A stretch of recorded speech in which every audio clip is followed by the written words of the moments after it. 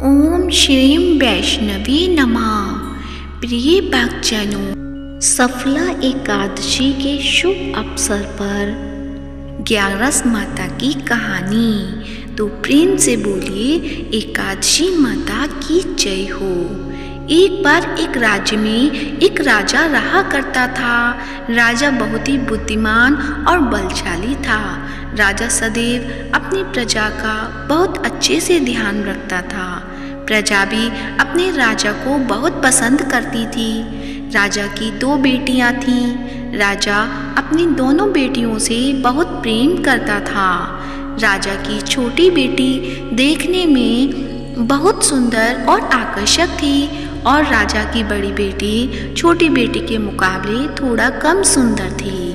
राजा की छोटी बेटी ग्यारस माता की पूजा किया करती थी और सभी लोग राजा की छोटी बेटी से बहुत प्रेम करते थे और बहुत प्रशंसा भी किया करते थे। राजा भी अपनी छोटी बेटी को बड़ी बेटी से अधिक प्रेम करता था, जिस कारण राजा की बड़ी बेटी को अपनी छोटी बहन से बहुत नफरत होने लगी थी।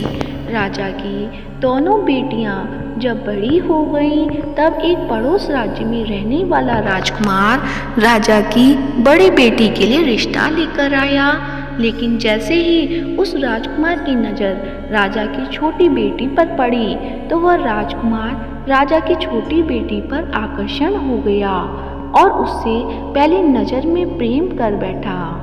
उस राजकुमार ने राजा की बड़ी बेटी के साथ विवाह करने से मना कर दिया और उसने राजा से कहा कि मैं आपकी छोटी बेटी से विवाह करना चाहता हूँ। जिसके बाद राजा की बड़ी बेटी यह देखकर अपनी छोटी बहन से बहुत क्रोधित हो गई और राजा की बड़ी बेटी ने अपनी छोटी बहन को अपना सबसे बड़ा दुश्मन मान लिया। राजा की बड़ी बेटी ने अपनी छोटी बहन से बदला लेने का निर्णय किया, जिसके लिए उसने अपनी छोटी बहन को जान से मारने का निर्णय किया। राजा की बड़ी बेटी ने अपनी छोटी बहन को मारने के लिए सबसे पहले एक लड्डू में जहर मिलाकर अपनी छोटी बहन को दे दिया और उसको लड्डू खाने को कहा। लेकिन लड्डू खाने के बाद भी छोटी बहन को कुछ नहीं हुआ। बड़ी बहन यह देखकर बहुत आश्चर्यचकित हो गई, लेकिन बड़ी बहन ने हार नहीं मानी और उसने जब रात में छोटी बहन अपने कमरे में सो रही थी, तब एक मटके में सांप रखकर उसे मारने के लिए छोड़ दिया। लेकिन सांप भी छोटी बहन का कुछ नहीं कर पाया। जिसके बाद बड़ी बहन ने अपनी छोटी बहन से कहा कि चलो हम लोग कुएं से पानी भरकर लाते हैं। जिसके लिए वह अपनी छोटी बहन को पानी भरने के बहाने कुएं के पास ले गई और उसने अपनी छोटी बहन को कुएं में धक्का दे दिया। लेकिन छोटी बहन को तब भी कुछ नहीं हुआ, क्योंकि हर बार ग्यारस माता उसकी रक्षा कर रही थी और उधर बड़ी बहन अपने सारे प्रयासों के बाद असफल हो रही थी, जिससे वह बहुत क्रोधित होती जा रही थी। फिर उसने अपनी छोटी बहन के पास जाकर उससे खुद ही पूछ लिया कि मेरी छोटी बहन, तुमको पता है भगवान ने सबकी मृत्यु एक निश्चित समय पर लिखी हुई है और कैसे तुम्हारी मृत्यु होगी, क्या यह तुम जानती हो? तब छोटी बहन ने अपनी बहन को बताया कि हाँ, मैं जानती हूँ मेरी मृत्यु कैसे होगी। छोटी बहन से यह सुनकर बड़ी बहन मन ही मन बहुत प्रसन्न होने लगी और उसने अपनी छोटी बहन से कहा, तुम मुझे अपनी मृत्यु का राज बताओ। छोटी बहन ने अपनी बड़ी बहन से कहा कि मेरी मृत्यु तो एक तोते में है। जो तोते के गले में एक हार है, उससे मेरी मृत्यु होगी। जब तक कोई भी व्यक्ति तोते को मारकर वह हार अपने गले में पहनेगा तो मैं मूर्छित हो जाऊंगी और जैसे ही उस हार को अपने गले से उतारेगा तो मैं वापस जीवित हो जाऊंगी। अपनी छोटी बहन की मृत्यु का राज जानकर बड़ी बहन बहुत ही खुश हुई और उसने अपनी छोटी बहन को मारने के लिए उसके पालतू तोते को ढूंढना शुरू कर दिया और छोटी बहन को इस बात का आभास हो गया था कि कोई उसकी जान लेना चाहता है, जिसके लिए वह अपने पिताजी के पास गई और उसने अपने पिताजी से कहा कि पिताजी, मेरी मृत्यु के बाद आप मुझे जलाइएगा मत, बल्कि आप मुझे अपनी पुरानी वाली हवेली में एक पलंग पर लिटाकर छोड़ दीजिएगा। अपनी छोटी लड़की की यह बात सुनकर राजा बहुत ही आश्चर्यचकित हो गए। राजा ने अपनी छोटी बहन से बेटी से पूछा, बेटी, तुम यह क्या कह रही हो? तब राजा की छोटी बहन ने बताया, पिताजी, समय किसी के लिए नहीं रुका है, कब क्या हो जाए किसी को कुछ पता नहीं है। और फिर राजा ने अपनी छोटी बेटी से कहा कि तुम ऐसी बातें क्यों कर रही हो? 2-3 दिन में तो तुम्हारा विवाह है। लेकिन छोटी बेटी ने अपने पिताजी को ऐसा करने पर मजबूर कर दिया और उनसे वचन ले लिया। राजा ने भी अपनी छोटी बेटी की बात स्वीकार कर ली और 2-3 दिनों के बाद जब शादी का समय आया तब राजकुमार बारात लेकर राजा के घर आया और राजकुमार और राजा की छोटी बेटी का विवाह शुरू हो गया। जैसे ही राजा की छोटी बेटी राजकुमार के साथ फेरे लेना शुरू करती है तो उसकी बड़ी बहन अपनी छोटी बहन के कमरे में जाकर उसके तोते को पकड़ लेती है और उसको जान से मार देती है। तोते की गले में जो हार था उसको अपने गले में धारण कर लेती है। जैसे ही बड़ी बहन उस हार को अपने गले में धारण करती है तो उधर छोटी बहन 3.5 फेरे ले पाती है और वहीं पर बेहोश होकर गिर जाती है। जिसके बाद राजा ने बड़े बड़े दर्द हकीमों को बुलवाया और अपनी छोटी बेटी का इलाज करने के लिए कहा। राजा की बात सुनकर वैद्य ने छोटी बेटी को जब चेक किया तो राजा ने को बताया कि छोटी बेटी ना तो जीवित है और ना ही मरी हुई है। यह मैं ऐसा पहली बार देख रहा हूँ। राजा ने वैद्य और हकीम को यह बात बाहर बताने से मना कर दिया और उनको कहा कि तुमने यह बात किसी को बताई तो हम तुम्हें फांसी दे देंगे। राजा ने अपनी छोटी बेटी को पुराने महल में ले जाकर पलंग पर लिटा दिया और वहाँ पर कुछ सैनिकों को तैनात कर दिया। वापस अपने महल पर आ गया। राजा की बड़ी बेटी अपने पिताजी के पास आई और कहने लगी, पिताजी, अगर यह शादी संपन्न नहीं हुई तो आपकी इज्जत का क्या होगा?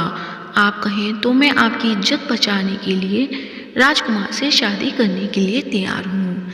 जिसके बाद राजा ने अपनी बड़ी बेटी की बात मान ली और राजा ने बड़ी बेटी को छोटी बेटी के कपड़े पहनाकर मंडप पर भेज दिया। लेकिन राजकुमार यह जान गया कि राजा की छोटी बेटी नहीं है बल्कि यह राजा की बड़ी बेटी है। लेकिन जब राजकुमार ने शादी करने से मना किया तो सभी लोगों ने राजकुमार को विवश करके राजा की बड़ी बेटी से बचे हुए फेरों को संपन्न करा दिया और विवाह करवा दिया। जिसके बाद राजकुमार राजा की बड़ी बेटी को अपने महल ले गया।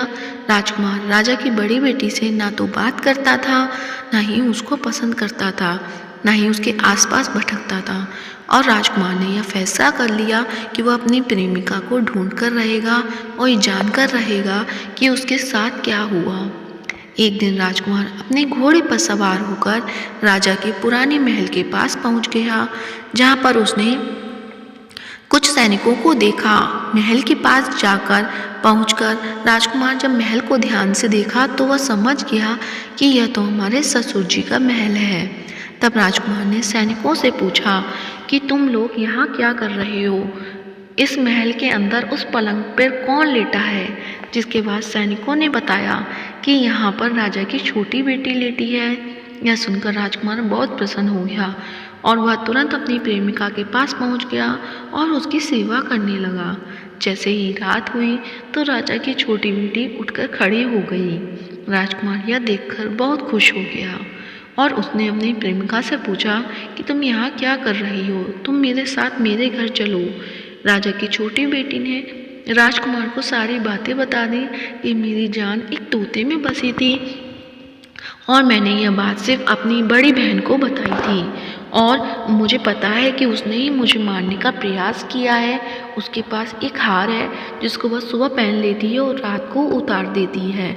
जब तक वह हार को पहनकर रहती है तब तक मैं मूर्छित रहती हूँ, और जैसे ही वह हार को उतार देती है तो मैं जीवित हो जाती हूँ। और जब तक मेरी बड़ी बहन के पास वह हार है तब तक मैं ऐसे ही जीवित और मूर्छित होती रहूँगी। अगर मेरी बहन के पास जो हार वह मेरे हाथ में लग जाए तो मैं हमेशा के लिए जीवित हो जाऊँगी। राजकुमार की ये बात सुनकर राजा की छोटी बेटी के पास रहने का निर्णय ले लिया, और उसने अपने बचे हुए सारे फेरे उस पलंग की लेटी राजकुमारी की छोटी बेटी के साथ ले लिए और अपना विवाह पूर्ण कर लिया और वहीं पर ही रहने लगा। देखते ही देखते कुछ समय में राजा की छोटी बेटी और राजकुमार की पत्नी पेट से हो गई। एक दिन राजकुमार को किसी काम से बाहर जाना पड़ा। तब छोटी बहन के पेट में बहुत तेज़ दर्द होने लगा, जिसके बाद ग्यारस माता का आह्वान किया। जिसके बाद वहाँ पर ग्यारस माता प्रकट हुई और उन्होंने अपने भक्त के दर्द को दूर किया और एक पुत्र की प्राप्ति करवाई।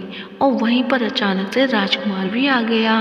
राजकुमार ने ग्यारस माता को देखा तो वह आश्चर्यचकित हो गया और उसने तुरंत माता को प्रणाम किया।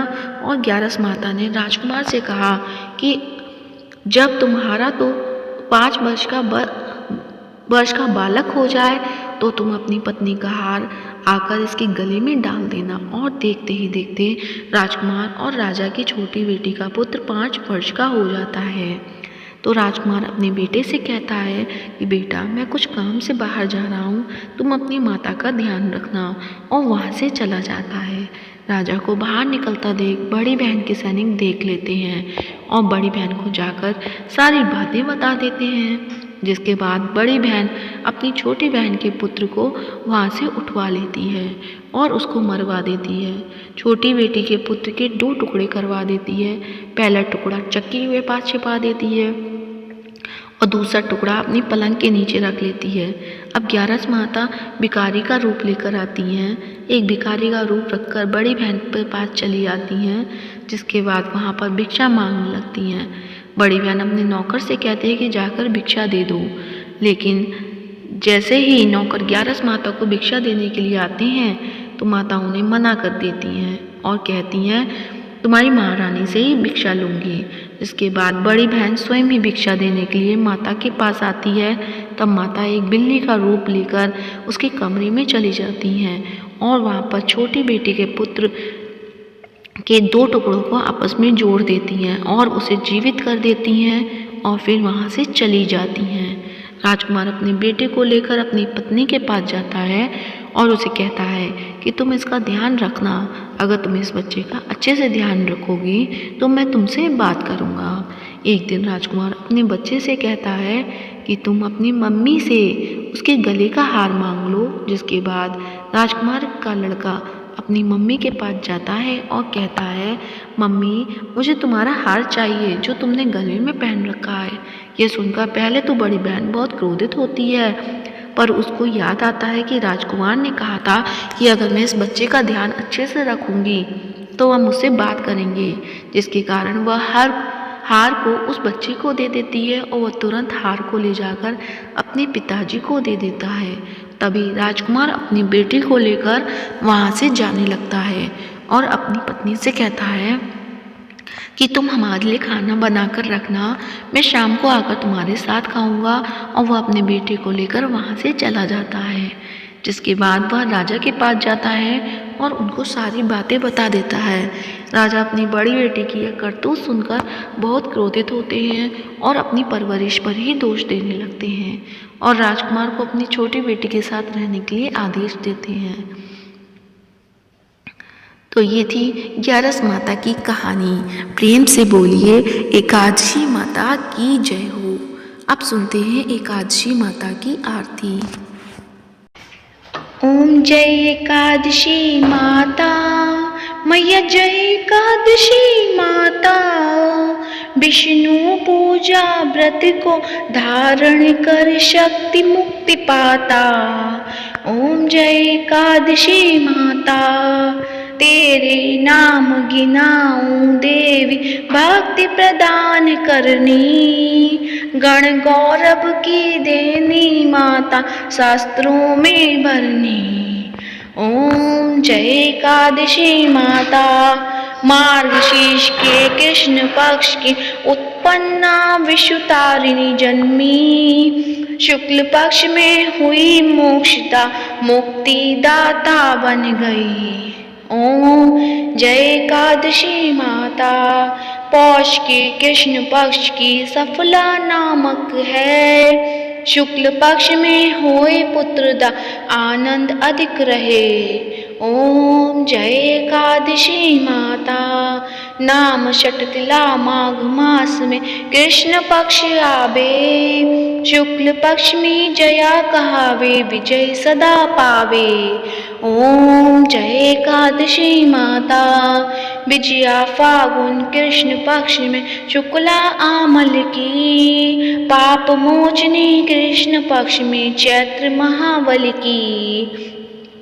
ओम जय एकादशी माता चैत्र शुक्ल में नाम काम दा धन देने वाली। नाम बरूधनी कृष्ण पक्ष में बैसाख महाबाली।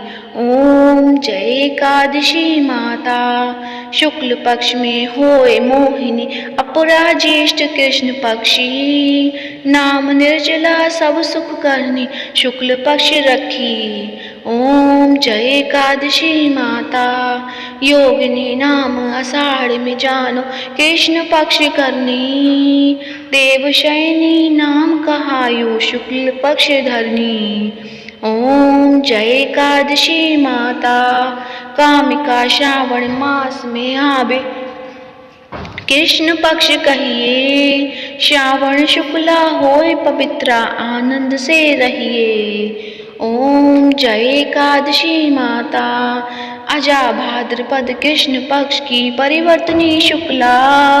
इंद्रा अश्विन कृष्ण पक्ष में व्रत से भवसागर निकला। ओम जय एकादशी माता पापांकुशा है शुक्ल पक्ष में आप हरनहारी। रमा मास कार्तिक में आवे सुखदायक भारी। ओम जय एकादशी माता देवठानी शुक्ल पक्ष की दुख नाशक मैया। पावन मास में करूं विनती पार करो नैया। ओम जय एकादशी माता परमा कृष्ण पक्ष में होती जन मंगल करनी। शुक्ल पक्ष में होए पद्मिनी दुख दारिद्र हरणी। ओम जय एकादशी माता जो कोई आरती एकादशी की भक्त सहित गावे। जन गुरुदिता स्वर्ग का बासा निश्चय वह पावे। ओम जय एकादशी माता। तो प्रेम से बोलिए एकादशी माता की जय हो। लक्ष्मीपति नारायण भगवान के अनंत स्वरूपों की जय हो। प्रिय भक्तजनों यदि आज की वीडियो अच्छी लगी है तो वीडियो को लाइक करें, शेयर करें और कमेंट बॉक्स में एकादशी माता की जय हो या विष्णु भगवान के अनंत स्वरूपों की जय अवश्य लिखें और साथ ही मायरा बॉयज चैनल को सब्सक्राइब करें। धन्यवाद। जय श्री राधे।